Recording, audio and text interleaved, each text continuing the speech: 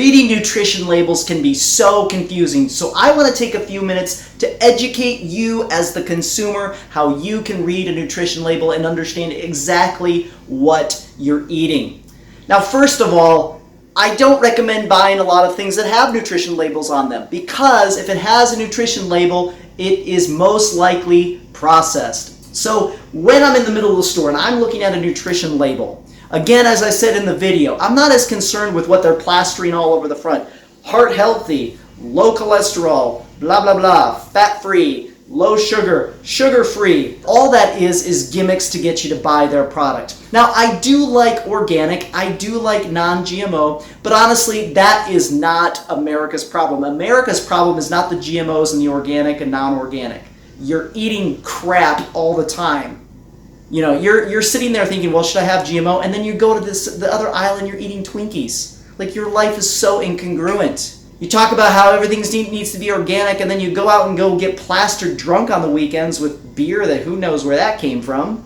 Now, one of the benefits that we have on here is I've given you a list of what's called the Clean 13 and the Dirty Dozen. So when you're trying to make budgetary choices on what should I buy organic, what should I buy that's not organic, the Clean 15 is a list of fruits and vegetables that are not sprayed as heavily with pesticides. The Dirty Dozen, those are the ones you always want to buy organic, just because they have been laced with pesticides. And as you eat those, your body is going to have those pesticides in them.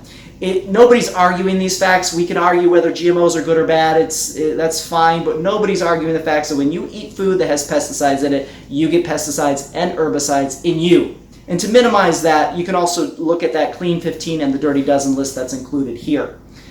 How do I read a nutrition label? Well, let's just start at the top. When you turn the box over, there's a lot of things you're going to see. The first thing that you're going to see right under nutrition facts is you're going to see serving size. Here are the games that are being played. A box of cereal or a box of anything, chips, I don't care what it is, a box of processed foods, if they change their serving size to be smaller serving size, they can all of a sudden make a claim that says low sugar, when they didn't actually do anything different to the contents of that processed food. All they did was change the serving size, and now in the FDA rules, they can claim it's low sugar because of the amount of sugar per serving or the amount of fat per serving or whatever. So we need to educate ourselves. The goal of this whole exercise is not let's change the laws in Washington. The goal in this exercise is let's educate you as the consumer, and eventually the laws in Washington will change, and eventually the food companies are going to change because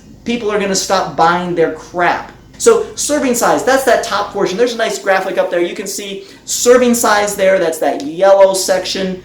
You know, what we're looking at there is 3 ounces or 85 grams. And in that entire box, whatever this is that we're looking at, there's a total of 2 servings. So if I eat the entire box, then I'm going to get 6 ounces of whatever this is. The next thing you see is how many calories there are per serving. Okay, you can see that right underneath that. So in this box, that means there's 400 calories of whatever. The next thing that we look at on the nutrition label is things that we want to limit. So in other words, we don't want to necessarily go over 100% on any of these things that are red.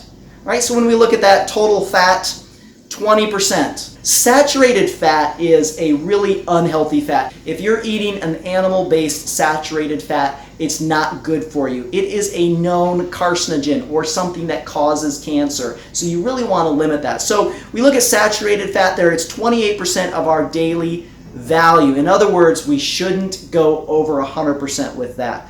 Trans fats, now a little word about trans fats. If you pick up a box of anything and it has any trans fat on it, put it back. That is known to cause heart disease, and the FDA just passed a law a couple of years ago saying that all trans fats have to be removed from processed foods, period. Trans fat is something that really hardly ever happens in nature. It's a processing where it breaks apart the integrity of the molecules and it becomes very, very, very dangerous for you. Cholesterol, you can see there. Sodium, you can see there. Again, we're trying to limit those sugars. Now, here's the interesting thing. When you were looking at the red things that we're supposed to limit, sugars. Notice how there's no percentage there. Is 5 grams of sugar a lot? We don't know because there's no percentage. We're going to talk about that. We talked about that a little bit in the sugar. Remember, guys, no more than 37.5 grams of added sugar a day. Ladies, no more than 25, and kids, 16. So when I'm looking at this is not a super high sugar content. The green things, those are things that we want to get to that 100%. So when it's the dietary fiber, I want it to be 100% or over 100%. 100% when it's the things I need. It's like that's kind of the FDA standard for the bare minimum. But in most instances, now not in every instance, but in most instances, it's okay and actually beneficial to go over that amount. When you see the other things, get enough of that. You can see that there's vitamin A here, there's vitamin C here, very, very little amount of vitamin A, which you don't need a lot of vitamin A, by the way. So this is like, when I'm looking at this food product, without knowing what it is, I'm looking at this food product saying this is a total crappy food. Here's the scary part. If you were to eat this food as a staple, which by the way, in America, food like this is the staple. This is calorie high, nutrient low food. And here's the problem. You'll eat food like this, and because your nutritional values are never met, then very quickly after this, you're going to be hungry again. Now this says 30 grams of carbs in a serving, which isn't high. Something to be considered high has to have 20% or more of your daily value. So something that's high fat is going to be 20% or more. So this food would be considered a high fat food. It's got 20% or more. Now if it was high in vitamin A, then they could put a big sticker on the front of the box saying high in vitamin A because it has at least 20% of your daily value. All right, per serving. So understand, if I were going to get all of my vitamin A value that I need in a day, how many servings of this food am I going to have to eat? If you said 20, you are correct. You have to have 20 servings of this food to give you your vitamin A for the day. The most malnourished group in America is the overweight and obese group. We keep eating food like this, and our nutritional values are never being met. And that's one of the reasons why we're still always hungry and we're still always eating, is because we are never satisfied. Our body says, I need more vitamin A, I need more vitamin C, I need more selenium and iron and magnesium and all these other things that we're not getting. So if you were to have 20 servings of this, how many calories is that? 4,000 calories. So you are doubling really what you should be taking in on a daily basis just to meet your vitamin A requirement. Now, if you were to have 20 servings of this, look at the saturated fat content. What would that do? So here's the issue. When we are using a processed food and we play with these levels, because that's what processed frankenfoods, I call them, are. So when we're playing with all these levels, we can do whatever we want. And the problem is our bodies, not only do they not know what to do with that, which if you want to watch the processed versus whole food video, it tells about that, but not only do our bodies not understand what to do with that, they're just never satisfied. And I want to give you a really easy way to do that. Eat whole foods. Whole foods are the key when you're eating a variety of colors and a variety of fruits and vegetables. If that's your main staples, all of this stuff takes care of itself. You don't need to worry if you're getting enough of all these nutrients. Now let's take this into another practical realm. We don't know what this box is, but the next thing that I would want to look at, and this is going to typically be, sometimes you have to search for it, but typically it's right underneath that nutrition label, and that is the ingredient list. The ingredient list is more important than the nutrition label. I am more concerned about what I am eating, okay? The ingredient list gives you what you're eating. Now you can see I've circled something here, and if you look at the daily values of this is a carbonated water of some sort. So when I look at the ingredients, you want to make sure when you're thinking about the ingredients, you should be able to have a mental picture of what that ingredient is. If you don't have a mental picture of what that ingredient is, then put it back. If you cannot pronounce that ingredient, then put it back. If there is a bunch of sugar in the ingredient lists, put it back.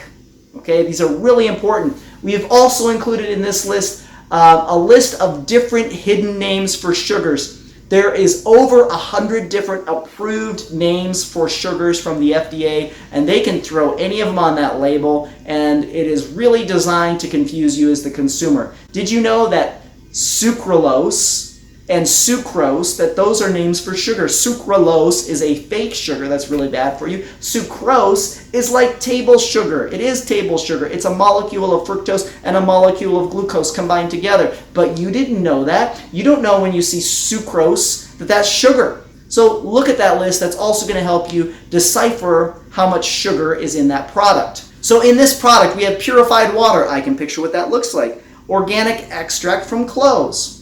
Okay, I know what a clove is. I can picture that. Organic cardamom seeds. I know what that is. Organic cinnamon bark. I also know what that is. Natural flavors. Not too crazy about that, but it's the last thing. So I'm okay with this product. I would buy this product if I wanted it. So let me take this one more step. Let's make this a little bit more practical. All right, this is a nutrition label that I'm showing you here from a ketchup bottle. Okay? Now, we have learned some things, so let's start at the top. 2 tablespoons is a serving. Again, if you actually take out a tablespoon measurement and you put ketchup in it and you put that on your plate, you're going to find out that's not a lot of ketchup. So typically, if you're having French fries, which is a very common thing to have with ketchup, you're going to be eating way more than 1 serving. But then we have 70 calories in the tablespoon. We can see our saturated fats and things that we're supposed to avoid, our sodium, our carbohydrates are there, our dietary, there's no dietary fiber. Look at the sugar content. 12 grams of sugar. Remember what I said before, and I'll flash it on the screen here for you. Men, you should have no more than 37.5 grams of added sugar a day, or 9 teaspoons. Ladies, no more than 6 teaspoons of added sugar a day, or 25 grams. And kids, no more than 16 grams of sugar per day. So if I have 2 tablespoons of this particular ketchup, I have reached half of my sugar intake, ladies. Kids, I'm just about done with my sugar intake for the day. And guys, we're over a third. Well, we're right at about a third of our sugar intake with 1 serving. You're going to have 2. I promise you, if you're having a pile of French fries, you're going to have 2. So ladies, you've met your sugar intake for the day. Kids, we've crushed our sugar intake for the day. Guys, we only have about 13 more grams of sugar we can eat just in the ketchup. The thing is, ketchup isn't even sweet. It's savory. So why use up our sugar in something that isn't even sweet? Save your sugar for something that you're going to really enjoy, like cheesecake. I love cheesecake. Enjoy something like that, not ketchup. Okay, and then I can see that it basically has no vitamins and nutrients in it, okay?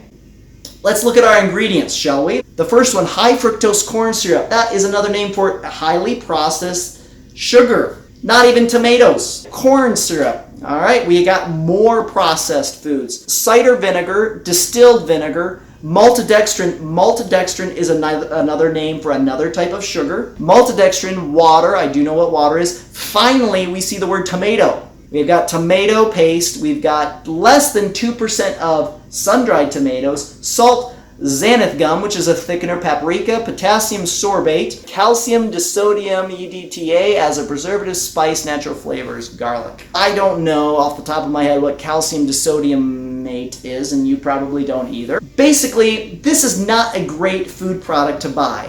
There's a ton of sugar in it. There's a bunch of things that I don't know what they are in the ingredient list. The ingredient list is pretty long. The shorter the ingredient list, the better it is going to be for me. There's a lot of processing in this food. There's a lot of sugar. Overall, this is not something that I'm going to recommend that you buy.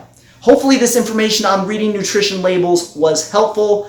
This is Davis with VitaLife reminding you that today is the day to live a vital life.